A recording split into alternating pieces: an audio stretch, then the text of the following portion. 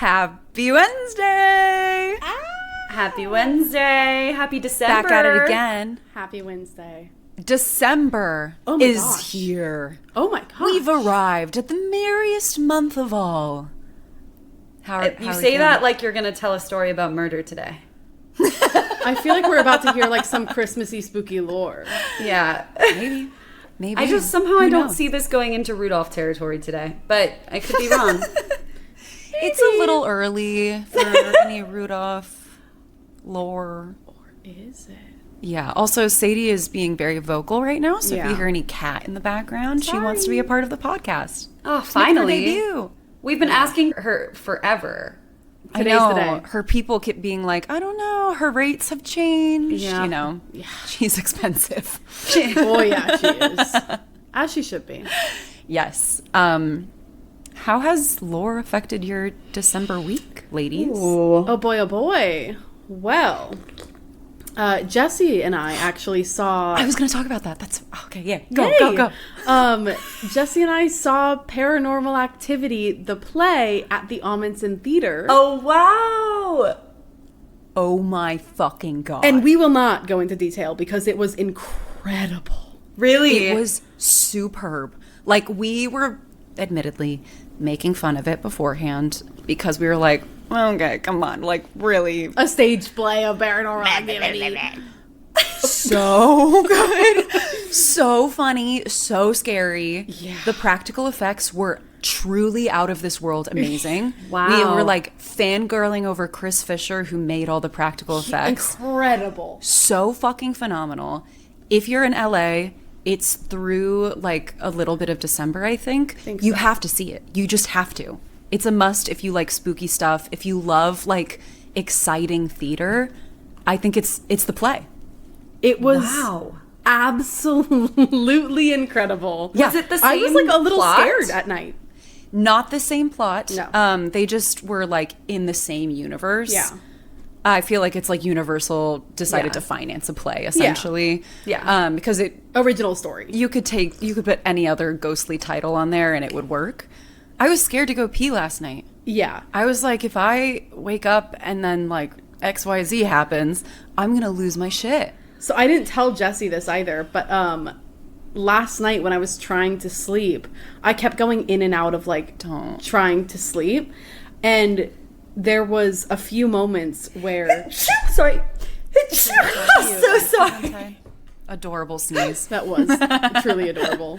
I was trying to edit the episode last night, and I was on my bed. I fell asleep a few times. One of the times, I woke up. I had apparently in my sleep turned my laptop off. So there wasn't any type of like bright light that I would have been seeing. But I turned my head to like flip over because I don't normally ever lay on my stomach, but I was on my stomach.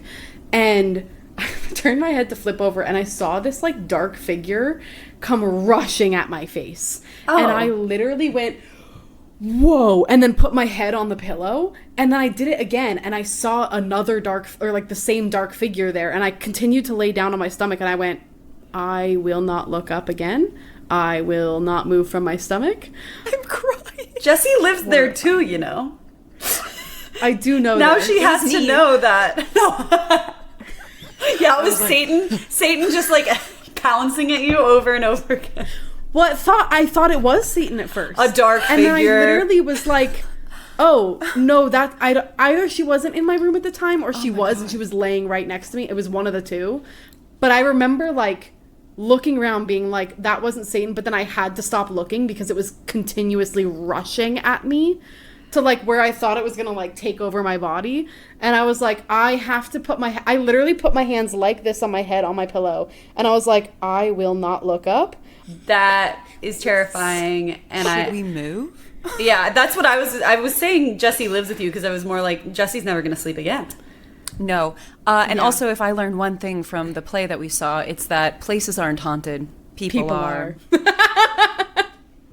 Oh, well, So, guess we got to ditch great. Sammy. Just kidding. Yep.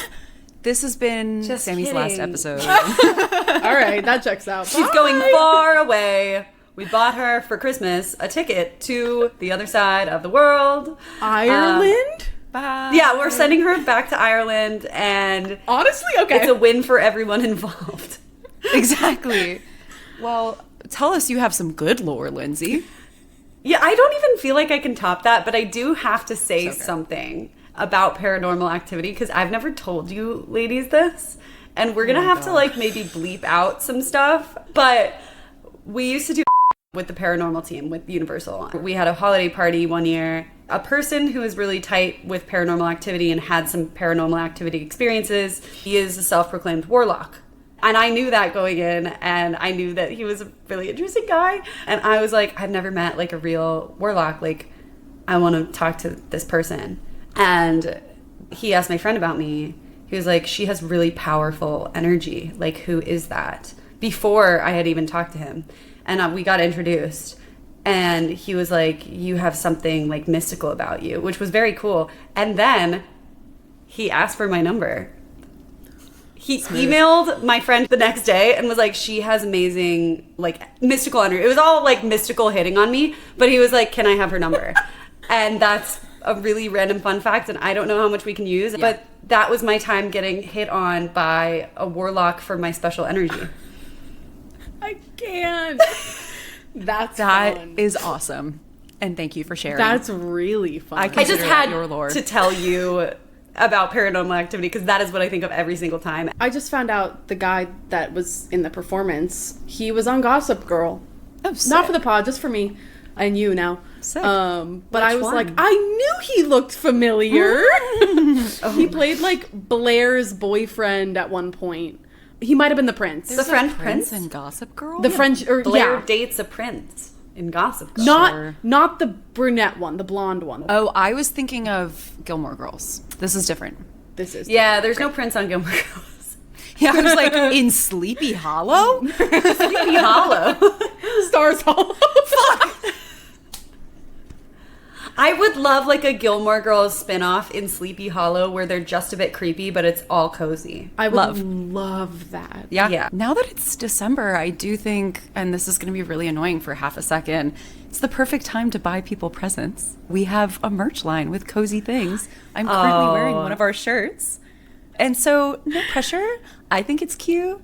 Everyone who sent us photos, I think you look frickin' adorable. But if you want to, you can go to our website, ladieswholore.com, and buy the loriest person in your life a little bit of lore merch. That's all. That's wonderful. Spiel done.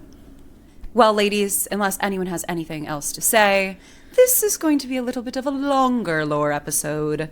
So I would love to get into it. Please. I think I'm so we should. excited. Fabulous.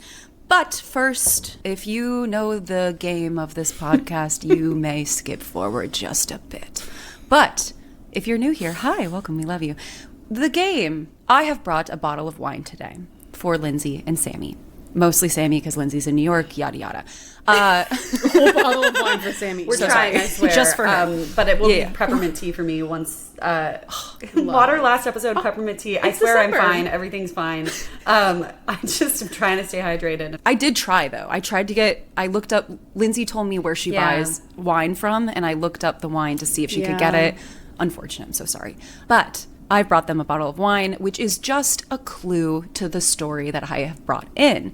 They don't know what I'm going to be telling them about today, so you can pause the episode right now, go to our Instagram, look at the wine bottle, try to see what I have brought in today for my lore. Well, I hope they will see what you've brought in for your lore. For my lore.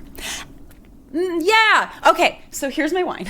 I love how every single episode that will just be different. There will never be a consistent thing for that. It's horrible. We will never write something to just say. No. We're too original for that. Yeah. Okay, ladies, here is my wine. A wine for us. Oh,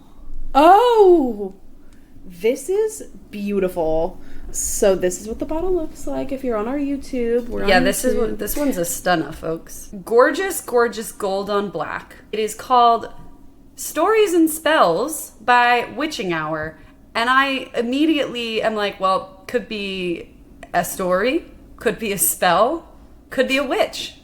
Could be an hour. The lore of time, which we know 1 p.m. Jessie has trouble with clocks, so. I do. She's like, I brought in an analog clock. I'm just going to work on it. You're going to hear me learn it. I'm just going to work on it. Also, to be fair, it's just clockwise and counterclockwise when I'm in a circle. It isn't clocks. For anyone who hasn't heard that bit before, I know how to read a clock. It's just games. It's just for games. So there's this like beautiful artwork of a giant S on the front. So I think she's telling the lore of Sammy. Yep. It has this like line artwork behind it. And I don't know how else to describe it.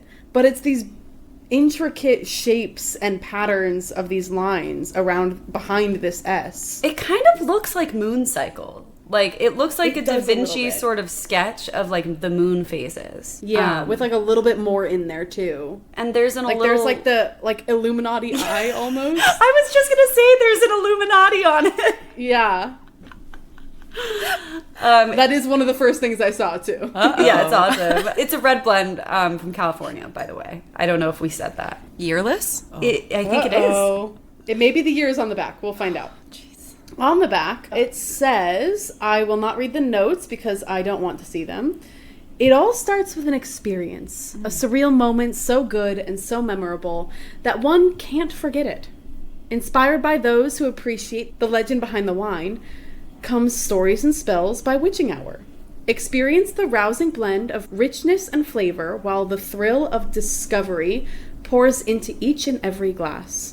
More than the decadent and enchanting flavors in Stories and Spells wine, we want you to remember not only what you tasted, but the magic of what you felt with every sip, every taste, and every moment. Wow.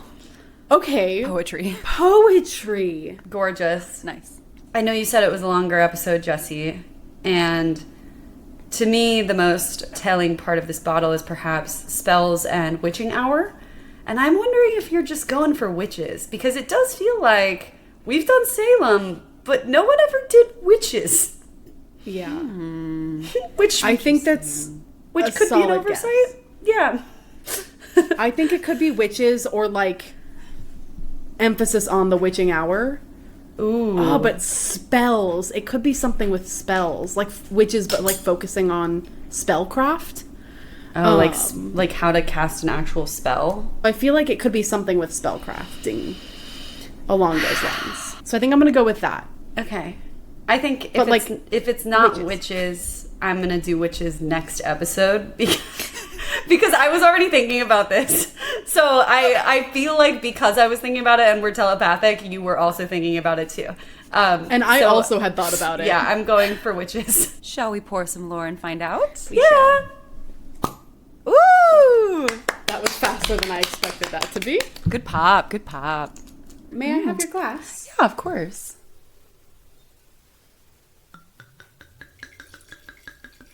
ASMR. Thank you. Oh, it's a deep purple. Yeah. Cheers, ladies. Cheers. Cheers. Ooh. Whoa, that's got a lot of flavors. Another berry and chocolate is coming out in my mind. Yeah, maybe a little tobacco-y. Yeah. Just a hair. It feels intricate, complex, interesting. Plum? Maybe. This is like a wine. If it were a person, it'd be like the enigma at the party that's just sort of like, yeah, I'll have a martini. You know? Not drinking That is wine. exactly what Interesting. this wine is. A wine that doesn't drink wine. Yeah. Dark fruit. So it could be many different things. Black currant, plum. Yeah. Hints of spice. Yeah. Chocolate and espresso. Oh, yeah. There we go. Love it. This is incredible. Yeah, I really like it. What do you rate it? Oh, you go first as I take another sip. I think a 9. Maybe 8.5. Yeah, I'm going to go 8.5. Okay, ladies. Are we ready? I've never been more ready. Okay. Ladies. I am beyond excited to share my lore with you today. I do want to say up front, this is very fun, insane, great, lovely. It's also dense and a lot of research that felt pretty overwhelming. So if you're confused at any moment, let me know. We can try and figure out what I meant together. So let's get into it. Let's embark on a journey. Let's dive headfirst into one of the world's greatest and longest ongoing literary mysteries that has stumped linguists, historians, cryptologists, and theologians for more than 400 years. Some even call it the main unsolved problem in cryptography. This puzzle has birthed hundreds of theories ranging from the mundane to the extraterrestrial. Scholars and armchair sleuths alike have been trying to crack this medieval mystery, and today, I feel confident that we, the ladies who lore, will solve it. Yes. I'm just kidding. Let's learn all about the Voynich Manuscript. Yes! Oh. I almost did this. Really? Yeah. Oh my god, amazing. I'm so maybe happy. If I don't understand what I said, I'll turn to you. Oh, no, that's it. I looked it up. I put it on my list. I was like, that would be fun. And then I did curses instead. So fair. Wow. And literally don't even look to me because that's all I know about it. Okay, great. So cool. Fabulous. Then let me tell you all about it. So, our story starts in 1912 when a rare book dealer, Wilfrid M. Voynich, stumbles upon a mysterious manuscript at the Jesuit college at Frascati, which is near Rome. Perfect pronunciation. 11 out of 10. Yes. And him being a rare book dealer obviously bought it. And sometimes when you hold something, you can feel the magnitude of it, the history it holds, and the power it will have in the future.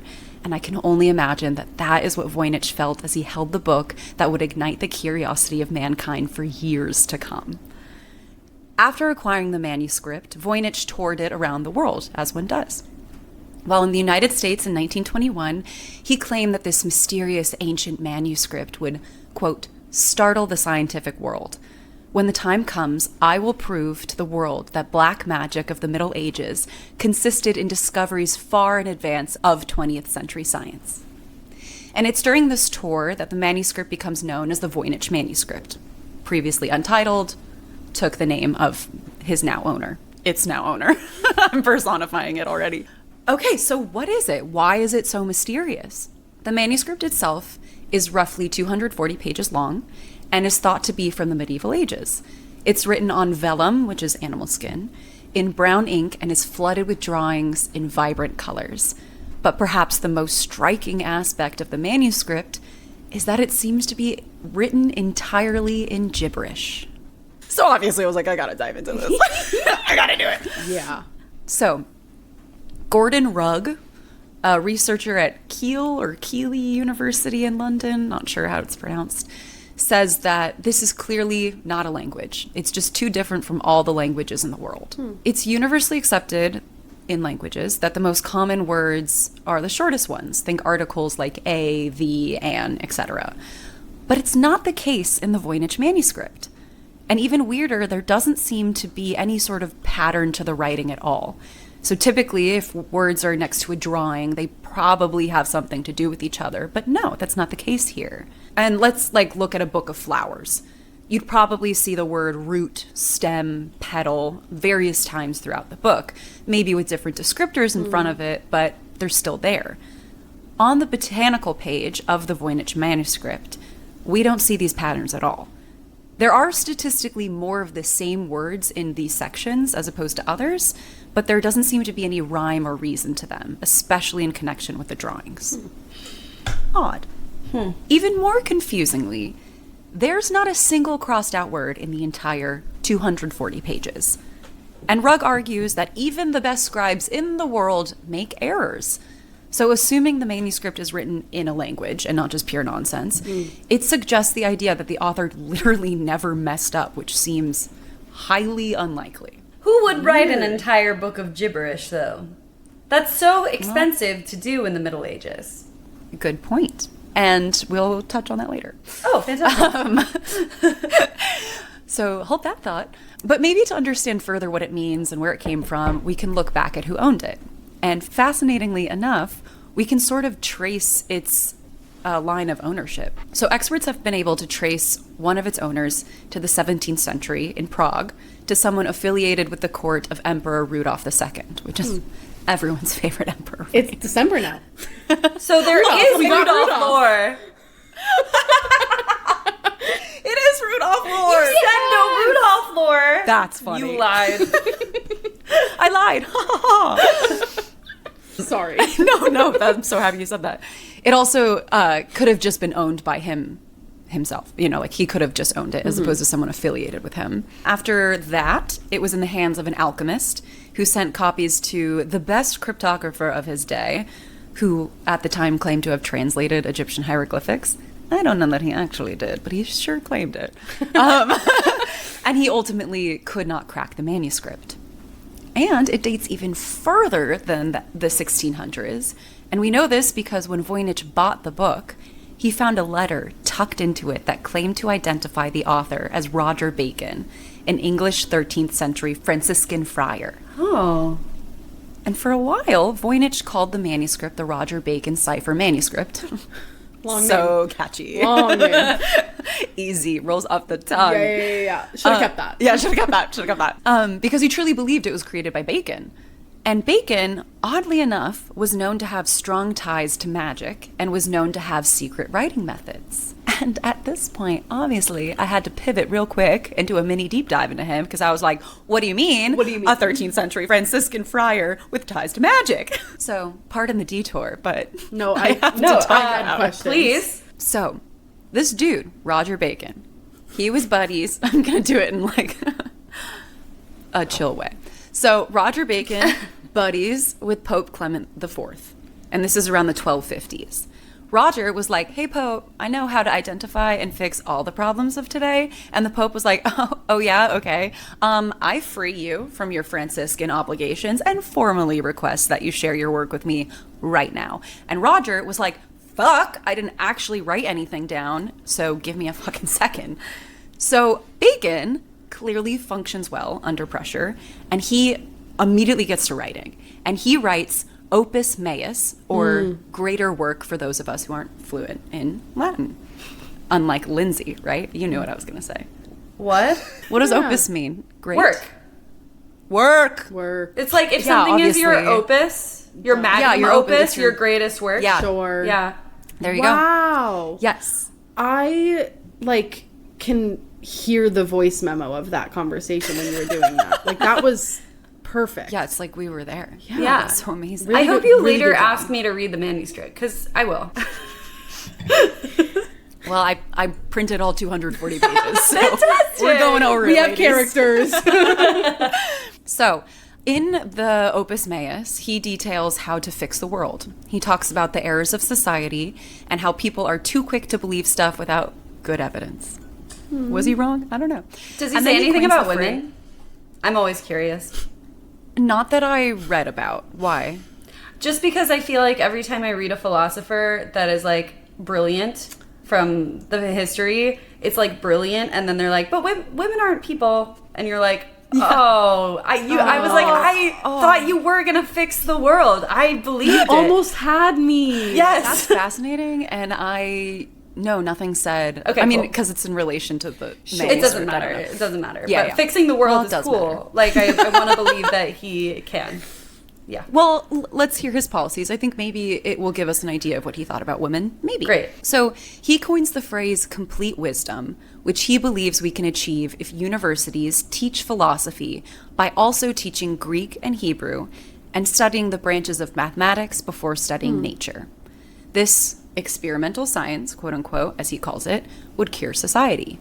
And this to me honestly just sounds like he's advocating for a well-rounded education, which is not bad. He's like, let's look at all the sides before we come to any conclusion about any topic. Which, great. So maybe he liked women. I don't know. Maybe.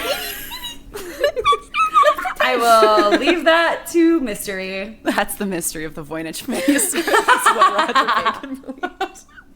About women. About women specifically. But because this was a sort of radical thought at the time, his ideas and legacy got skewed. Medieval alchemists started attaching his name to their writings. Renaissance philosophers called him a sorcerer who used alchemy and astrology to uncover secrets of nature.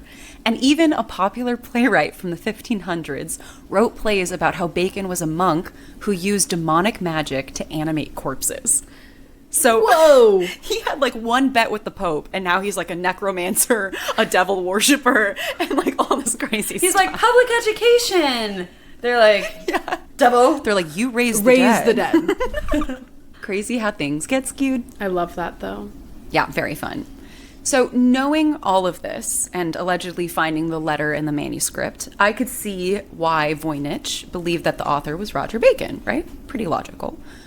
But the Bacon theory, as it was called, died in 2011 when researchers at the University of Arizona used carbon dating and definitively concluded that the manuscript came from early 15th century, 200 years after Roger Bacon was around.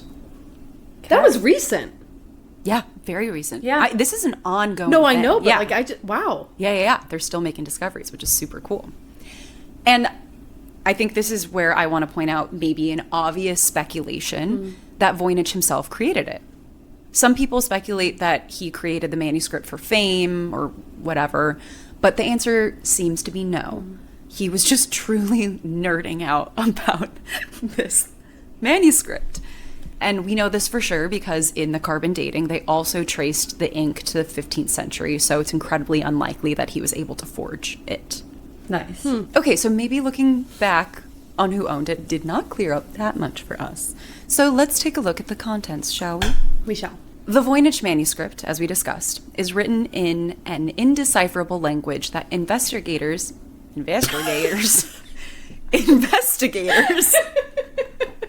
I don't know why Investor-Gators. investigators sent me, but I think we got to start using that.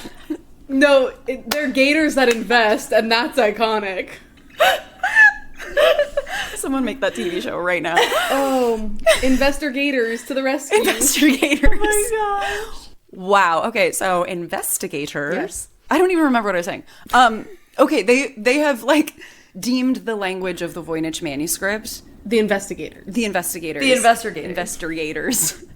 They call it Voynichese. Voynichese. Just to like give it a name. Okay. I'm sorry, what do they call Voynichese? The gibberish in the book. Okay, got So it. they're trying to figure out what Voynichese actually is. Perfect. So the book bears no table of contents, but it does seem to be divided into 6 distinct sections. Number 1, the herbal or botanical section. This is nearly half of the manuscript, and it features incredibly detailed drawings of plants, both real and fake. Number 2, the astrological or cosmological section, which features intricate diagrams of the solar system, although none of the constellations are recognizable. Number 3, the zodiac section, which resembles other texts from this time period, but the order of the signs is different. Number 4, the biological section, which has been widely thought of as one of the strangest sections of the manuscript. It's alternatively called the balneological section, which is the study of therapeutic bathing. There are tons of drawings of naked women, sometimes pregnant, bathing in pools of green water. There are detailed drawings of human organs as well. Number 5, the pharmaceutical section, has drawings of jars with herbs and roots.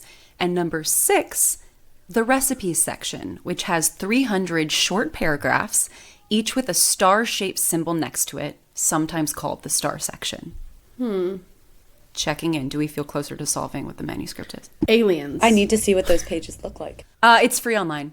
Really? Yeah, you can look it up online. Ooh, Yes. I know what I'm doing tonight. I can't wait. That's my Bigfoot. So if we don't... No, actually correct. We don't hear from Lindsay for years. She's locked in her We room. know that's Lindsay's, like... It's her bread and That's butter. her Bigfoot. That's her Bigfoot. Unsolvable mysteries? So if we don't have any theories, I have found some theories. I love. Great. I feel like Lindsay is like, there's something on the tip of your tongue. I'm forming something, but yeah, never mind. Carry on. Well, wait. Okay. I like it. Okay. So What did the investigators say? well, 4 out of 5 investigators. It's the investigator's scale. Wait, flash question. What's a good investigators pun or ad? Like if they had a billboard, like we'll snap up some deals. Yeah. Okay. And listener, if you come up with a good pun, you have to send it to us too. You have to. I'm not good at puns, We though. will cut out the air of this, but I think we should think of them. No, I think we should. Yeah.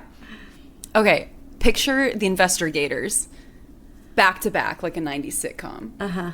They're like, the only thing that gets by you is us.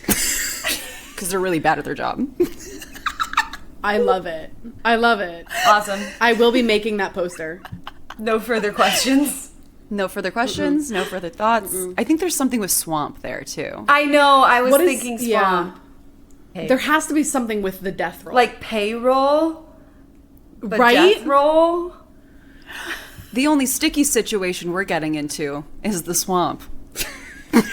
Investor-Gators. You're making it an act. It should be an ad. I thought we were doing the taglines. Wait, are we not? I really didn't know what we were going for. We had no parameters. I feel like I've been the only one giving anything. You want us on your death roll? Investigators. We're gonna crikey the case. Investor-Gators. Okay, we have to move on. Okay, we have to go. This might have been the dumbest bit we've ever done, but the horrible. best bit we've ever done. Listener, come back. We're back. Okay, theories about the Voynich Manuscript. Forgot what we were talking about. Yes. So most everyone agrees that the writing appears to have a legitimate alphabet with letters and words, but most scholars do not agree on how many individual symbols there are. Modern handwriting analysis shows us that there are 5 distinct scribes who worked on the manuscript. Many people believe that the Voynich Manuscript is a cipher text, meaning it's code. Encoded letters and manuscripts were pretty common in medieval period, especially among political leaders and important folk. Although it has been pointed out that medieval ciphers are pretty easy for us to solve now, but that doesn't mean that the Voynich Manuscript wasn't written by like the most brilliant minds ever. Many people have tried to decode the manuscript. One of the first modern cryptographers, William Newbold, sorry, I felt like I had to say it like William Newbold. And you did. I liked it. And I did, Yeah. and I will again. Yeah, that's the only way to say his name. Actually, I don't say his name again, Dang. but I'll work it in. One more time. William Newbold thought that the original author used a type of microscopic shorthand so that when looking under a microscope, he could see tiny shorthand Greek writing. Unfortunately, this was quickly debunked because it did require It did require Roger Bacon to have had access to a microscope, which was not around in the 13th century. But that's a cool theory. How do we know for sure? Science. History. Fine. I don't know. That's my answer to it all. Science and history. Some kookier theories. Love. Some people believe it was an alien guidebook That's what I said. for visiting our planet. Aliens. Yes. Yeah. Some believe it's a book on alchemy that teaches us how to make philosopher's stone and whatnot. Oh, cool. In the 1940s, William and Elizabeth Friedman joined the hunt to decode the manuscript. Do you know who those two people are? No. Yeah, I don't think that. I don't think so. Just curious. They're the two best code breakers of their day. Whoa. And they were the ones who deciphered Japan's Code Purple during World War II, Whoa. which was instrumental for the United States. So some might say they're the Investor-Gators. And they're gonna crack that case with their pointy teeth. Crikey. That's so true. That's so true. I love it. Well, after decades of studying the text, the Friedmans were totally convinced it was a made-up language. They believed it was an attempt by the authors at creating an entirely new language. And it's true that there was like a made-up language craze in the 17th century, but the Voynich manuscript was way before then, so it's probably unlikely, but not impossible. Of course, there are Reddit threads devoted to this mystery. Some users believe that the manuscript is a product of schizophrenia, or the act of religious psychosis, which we also know as speaking in tongues. There was like a big dialogue that I read about that, where some people were like, I know people who have been in religious psychosis or with schizophrenia, and they function like superbly, and they are like set their mind to one singular task and become like really like red stringy about it. Others were like, I don't see how that's possible. I also know. I don't know. There's a lot of different ways people function with different mental capabilities. Yeah. So who knows? Some speculate it's a manuscript from a parallel universe, which explains why we can't figure the language out. That's really cool. Thank you. I came up with that one. That's so true. Others think it was created by someone who was trying to rip off nobles by claiming it was a lost alchemy book, which is fucking hilarious. And a theory that I like, though it lacks any sort of like otherworldly mystique that we crave in these stories, is that it's simply a pharmacopoeia or a book on herbal medicine. I think this theory holds merit since there are pages on pages with drawings of different plants. And I think it's totally likely that it's telling us how to use the medicinal properties of each one, especially because it looks like the book contains drawings of plants with healing properties. Yeah. They have found like willow bark drawings in it, which treats fever and pain, and all these other plants that also have these properties. Doesn't really explain the plants that we don't know about. Like, there are truly just bizarre drawings. And the astrology zodiac that... Yeah, or... Maybe they used, like, the moon and stars to know what to plant when, because I know, like, some things you need to pick on the full moon or, you know. Yeah, definitely. I'm just talking about the ones that didn't exist. Oh, yeah, you're right. Yeah. That's always, like, the butt of it all is, like... But these don't so exist. Cool. Yeah, and the page with all the nude women bathing could be instructions for, like, a medicinal bath that helps with pregnancy. Yeah. Sort of functioning like a hygiene guide, like a woman's health geared towards the wealthy people. Yeah. But sadly, a lot of scholars don't think this to be the case for very long and intricate reasons I'm not going to get into. But I still think it's a good theory. And why it's written in known language, I can't really explain that part. So the mystery continues. But... the theory that people cling on to the most, that a lot of scholars and cryptographers alike are starting to agree with, is that the whole thing is just one big, elaborate hoax. No, don't ruin this, Jessie. Boo. It's not me, guys! Boo. Other people are saying that. No. That's wild. No. Yeah. I know they say don't shoot the messenger, but, like... I feel like I'm being shot at. Let's end the episode here. Shut it down. Shut it down. Shut it down. I don't want to know. Well, too bad. I'm going to tell you. Oh, okay. So, I do want to know. I just am not going to believe it. Hey, save your judgment. It could still be very cool if it's a hoax. Yeah. For reasons I shall lay out for you. So, our guy, Gordon Rugg from earlier. Love him. He seems to be leaning towards this theory. He uses this like cipher methodology that was a lot to comprehend. So if you have a mind that wants to look into that article is in the source notes. So enjoy learning about that. But essentially, he was like, if it's a hoax, the trick to making it look real is that the content is neither truly random nor strictly patterned. It's sort of random. You can't crack a code or reverse engineer a system if it's sort of random. This kind of explains why some sections look language-ish while others don't. He argues that a real language or code would create clearer patterns that Voynich's does, but a quasi-random method could result in complete nonsense that still looked patterned enough to trick people into thinking it has some sort of deeper meaning to it. It does seem like a lot of work for a prank. But, I mean, think of YouTubers now and the production quality that they put into these pranks. Some cost thousands of dollars, and yet they still do it. And take a lot of time sometimes. Yeah. And but what do they get out of it? Joy, money.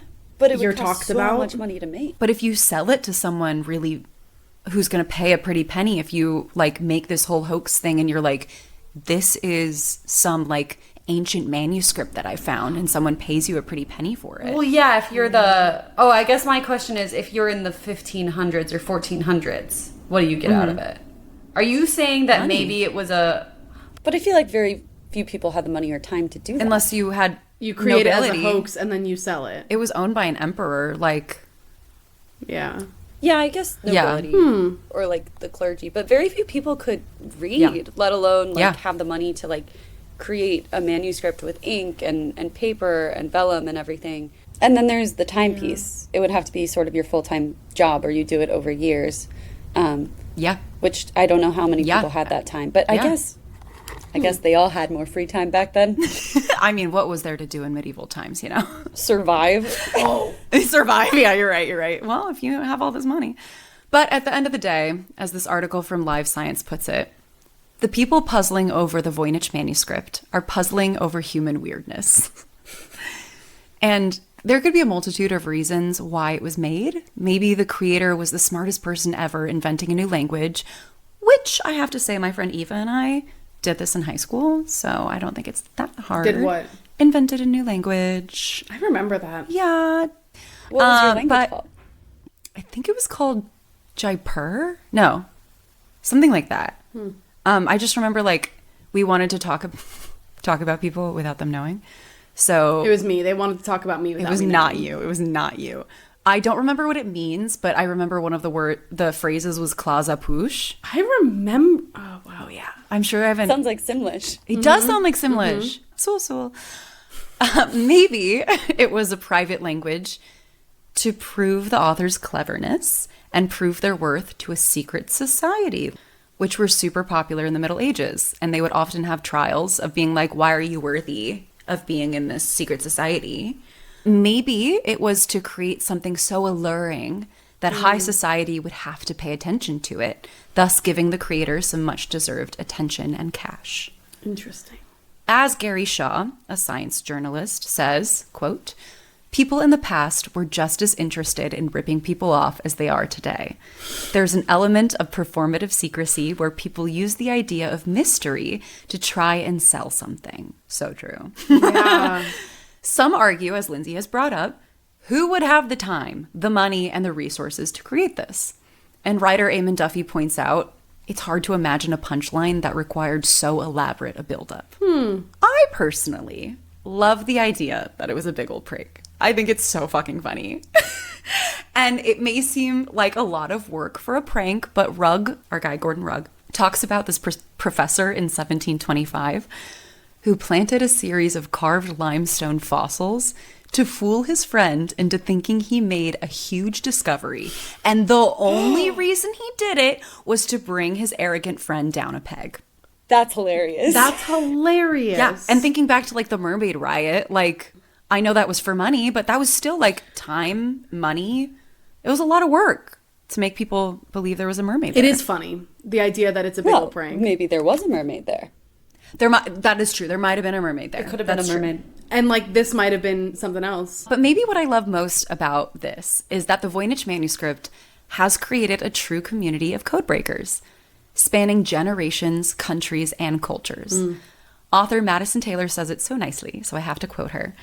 Perhaps the magic of the Voynich Manuscript is not located within the text itself, but in what it represents to those who study it.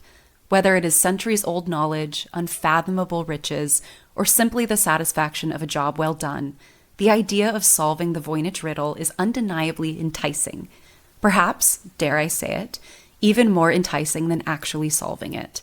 After all, who doesn't get a little thrill out of the chase? End quote. That is so true. Yeah. So true. It is so fun to like have these unsolvable mysteries and try to crack them, knowing that they are unsolvable. But like, maybe one day. But it's the what if factor. But what if? What if it's me? What if I do it? How what fun. if we do it right now? I think we should do it. Here's what had happened. I think we should do it. Joke's on you, because my lord next week is going to be solving the Voynich Manuscript. Every episode from here on out is just going to be more theories. So here's what I found out this week. I wish I could have studied for this episode, because there's just so much more I'm going to ask you next week. Okay, I will try to be prepared. The thing is, we could do a closer look on theories of this. I mean, I'm giving you most of the theories right now. Sorry. We could do a closer look in which the ladies who lore solve this. Yeah. I think that's probably what's going to happen. Ladies who lore solve the Can we wait till after Christmas, though? I'm busy. Okay. I'll be doing it tonight. Christmas is so soon. Yeah, Lindsay's, once again, never going to sleep again. I'm like, get me 2-hour-long off voice this show so I can go to Reddit. She starts her own podcast. Oh my God, can you imagine? I'm like, hi and welcome to Unlocking the Voynich Manuscript with Lindsay Whistler. I used to be on Ladies Who Lore, but now I am consumed by a more pressing issue. I have no more time. I have now become an investigator. Oh my That gosh. would be concerning. Well, whatever you believe it fully, because there is no real answer here. And as lead expert in the case, Renee Zanderbergen says, what is absolutely certain is that somebody made this. Somebody sat down and was writing it with ink on this parchment. It's real, so there must have been a method. She follows this up by adding, if you just heard or read the manuscript has been solved, then rest assured, the text of the Voynich Manuscript has not yet been solved.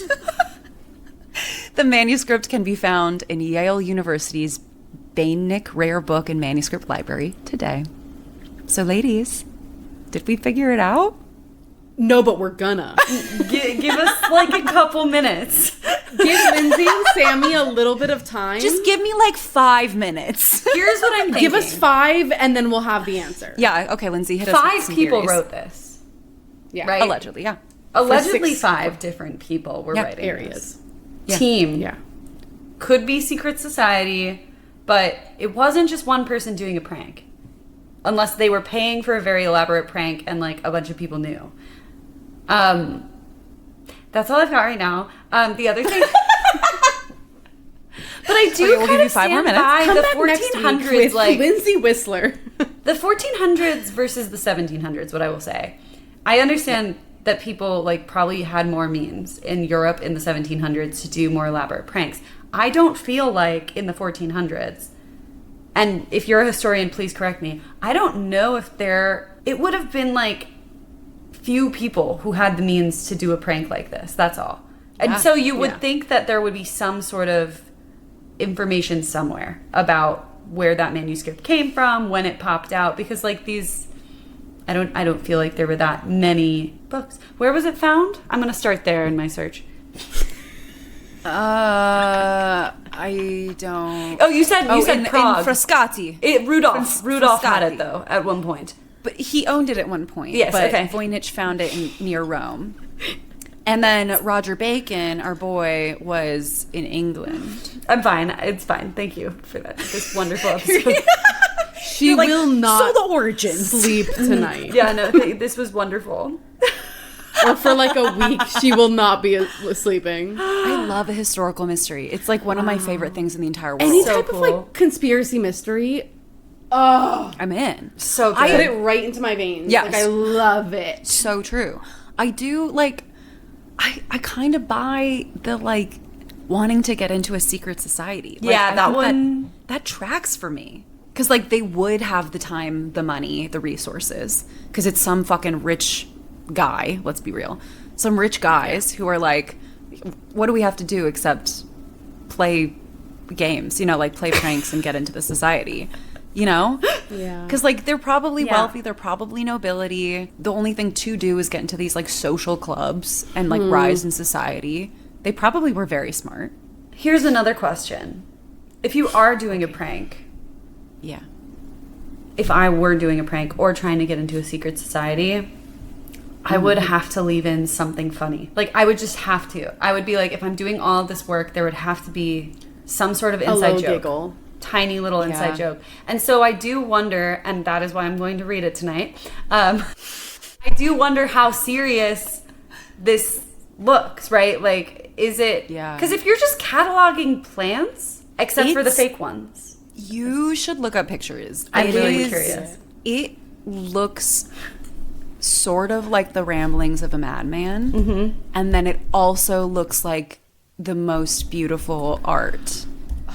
Like it Cannot wait. really, that's why I picked this wine. It looks like a spell book. Yeah. It looks like a sketch. Yeah, I know you're Googling right now. Yeah.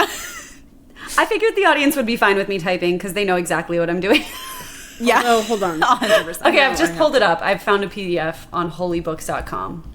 Shout out Holy Books. Wow. Whoa. Oh. Whoa. You see what I mean? Like, some of these plants just don't exist. Unless we just don't know It's about given them. okay, so less professional to me than it is like personal. I was thinking something like very professionally done. I feel like It looks like a guidebook. It really does. yeah, it looks like a personally or kind of personally written guidebook. Like the other books I've seen from this time period that are like really definitive feel a little more polished, but also that could just be deterioration of ink and stuff. Okay, but it's for the listener. It's very beautiful. It feels very hand drawn, very handwritten. Not a lot of straight lines, even in the writing. Not a lot of like margins, but the plants are very detailed down to the roots, which is fascinating. Whoa, this is The women Detail. are Okay, I'm going to the women fascinating. because I was thinking at first I was like maybe it's some sort of like childbirth the guide. astrology. Because the astrology is like birthday stuff. Oh my god, the astrology is amazing. The astrology is cool. I'm gonna hang this on my wall. I know, it's beautiful. Yeah, honestly, yeah. This is fascinating. Dude, I know. I can't wait to deep dive more into this and look Yes. at every single page. Thank you, Jessie. Yes. We can't do this now. Yeah, I We was can't. like, we're No, like no. literally, we sound like we're FaceTiming and we're like, what do you see? We do have an audience.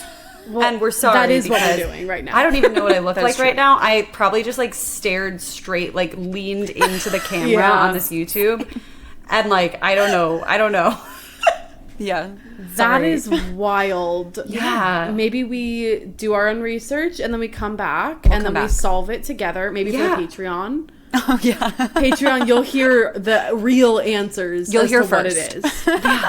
And if you have thoughts well. on it, you have to share them with us. I know I said Investor-Gators was the most important thing.